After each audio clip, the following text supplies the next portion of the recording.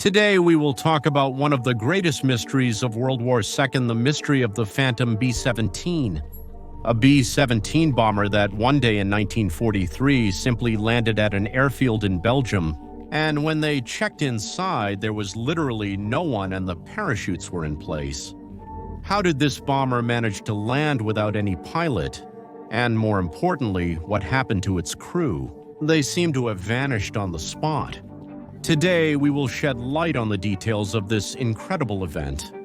So make yourself comfortable. I'm Kevin Aguilar, and of course, this is Guns Club. It was the afternoon of November the 23rd, 1944. The Royal Air Force's anti-aircraft unit was stationed at the Kassenbach military base in Belgium, watching the sky, waiting for the enemies.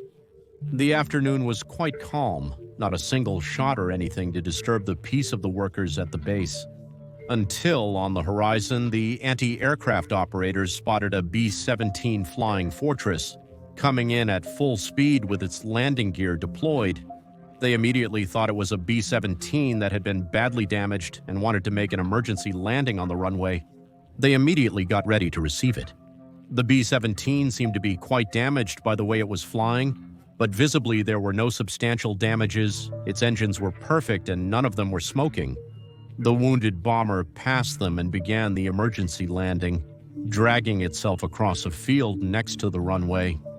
During the landing, the tip of the wing dug into the ground, which caused the plane to stop with a bounce. At 27 meters from one of the artillery positions, one of the propellers was bent and stopped, while the others kept working perfectly.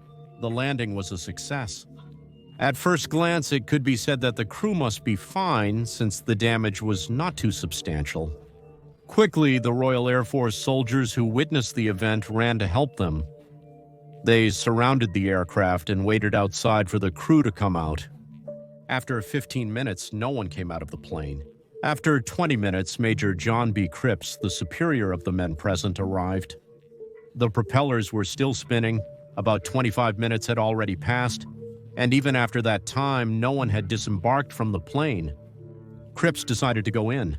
Even so, he entered through the tail gunner's window, and inside he started shouting to see if anyone was alive. Cripps admitted he was scared because the plane was fine. There shouldn't have been anyone dead inside, so it was very strange that no one came out. After a while, he realized there was absolutely no one inside the plane. In his report, Cripps stated, "Then I went to the navigator's station. The bomber's log was open on the desk, and these last words were written in it: bad flag. During our search in the fuselage, we found parachutes carefully rolled up, about 12 ready to be hooked on." This only increased the mystery and made the crew's whereabouts even more inexplicable. The crew of a B-17 was always 10 men, and 12 parachutes were carried in case any were damaged by shrapnel. The crew members rarely had to use them, and even in this case, they didn't either. Cripps noticed that the Mir Sparrow of the bomber had its plexiglass cover, and that it hadn't been used. He also found several jackets hanging, some with half-eaten chocolates inside. At that altitude, the cold is quite unbearable, so it was strange that they would leave their jackets like that. When he got off the plane, he also noticed that it didn't even have a name. All the crew members give names to their bombers because it's considered very bad luck to fly in a bomber without a name. There were definitely names inside, but they couldn't have jumped out, and if they really did, they were in a big hurry, Cripps thought. Nothing made sense. What happened to the crew members, or what did they see that made them jump without parachutes? Quickly, the news spread, and the media called it the case of the B-17 Phantom Fortress. The Service Command of the 8th United States Air Force, based in Belgium, sent a team of military personnel to investigate the situation. Did they corroborate Cripps' story? Nothing made sense, so what they did was try to find the crew. When they checked the bomber's serial number, they discovered that the B-17G belonged to the 91st United States Bombardment Group. That same night they called, and surprisingly, the crew was already at their base in England.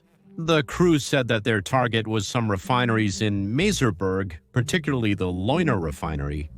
However, the bomber had problems just before reaching the target area. It took a direct hit in the center of the aircraft, which caused a huge blinding flash. This shell disabled Engine 3. Another shell entered the bomb bay, which miraculously did not explode. The weather was quite unfavorable and one propeller was bent. So the pilot Harold R. DeBolt set course for England. But the B-17 obviously wasn't going to return to England in that condition, so he set coordinates for Brussels. The pilot, of course, ordered the crew to get rid of all the weight they could, throwing out anything that wasn't bolted to the aircraft. It was at that moment that another engine stopped. With two engines out, they were practically gliding. DeBolt ordered the crew to parachute out while he put the B-17 on autopilot. He set it to autopilot, and DeBolt was the last one to jump from the plane. He thought the plane would crash somewhere in Europe or in the sea, but they couldn't have been more wrong. So the story about the miraculous landing actually made a lot of sense.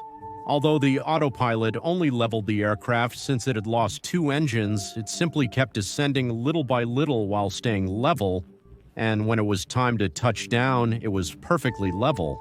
But when it comes to landing, what couldn't be explained was the landing gear. And the most incredible thing of all is that it landed right on an Allied military base, and not just anywhere in Europe. It's something extremely unlikely, and it was the only time in history that something like this was ever reported.